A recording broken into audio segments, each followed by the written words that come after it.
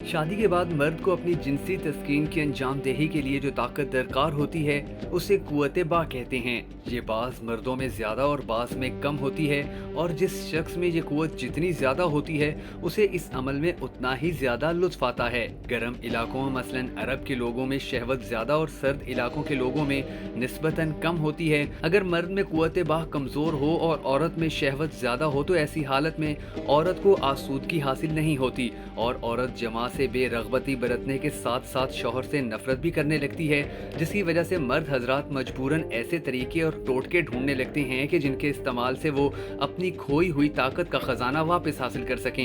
यही वो वक्त होता है कि जब वो जाली हकीमों और डॉक्टरों के हत्थे चढ़ जाते हैं। खुदारा आजकल के जाली हकीमों और डॉक्टरों से बचें और ये चंद इंतहाई नायाब तरीके अख्तियार करके अपनी खोई हुई मर्दानगी को वापस लाने में चंद कदम की कामयाबी हासिल करें।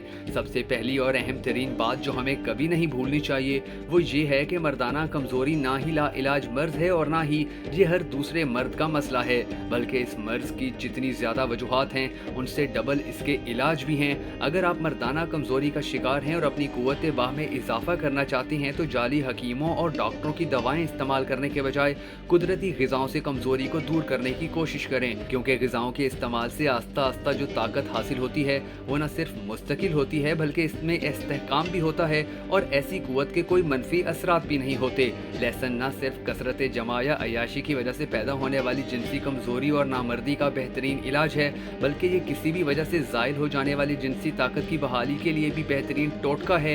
यूरोप के जनूब मशरकी हिस्से में लहसन को तौलीदी सेहत का जामिन समझा जाता है। लहसन कुव्वत बाह बढ़ाने का सबसे अहम तरीन जरिया है, जिसका अंदाज़ा आप सिर्फ इस बात से लगा लीजिए कि पुराने हकीम कहा करते थे कि लहसन और कुव्वत बाह का चोली दामन का साथ है। मर्दाना कमजोरी दूर करने के लिए इसका इस्तेमाल ज़माने कदीम से जारी है और इसीलिए कहा जाता है कि लहसन अगर सोने के भाव भी मिले तो ज़रूर खाओ। लहसन से उन लोगों को बहुत फ़ायदा होता है जिन्हें मुबाशरत की ख्वाहिश पूरी करने में किसी किस्म की कमजोरी का सामना करना पड़ता है।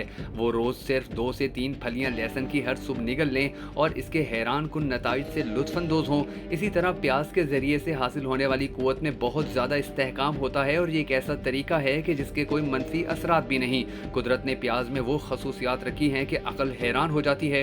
अगर जमा के दौरान बदन सही तरह से काम ना कर रहा हो तो प्याज इस कमजोरी को ना सिर्फ दूर करता है बल्कि इसे कुदरती हालत में वापस लाने में भी अहम किरदार अदा करता है।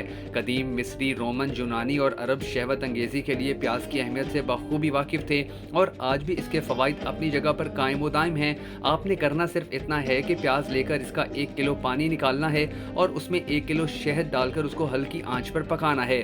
जब पानी खुश्क हो जाए तो उसको उतार कर ठंडा कर लें और फिर रोज़ाना सुबह शाम 2-2 चम्मच दूध के साथ इस्तेमाल करें। इसके 40 दिन के इस्तेमाल से आपको एक नई ताकत और जवानी मिलेगी और मर्दाना कमज़ोरी और असाबी कमज़ोरी हमेशा हमेशा के लिए ख़त्म हो जाएगी। अगर आप इसी प्याज और लहसुन की ही अहमियत को समझ लें तो आपकी अज़वाजी ज़िंदगी इंतहाई आसान हो सकती है।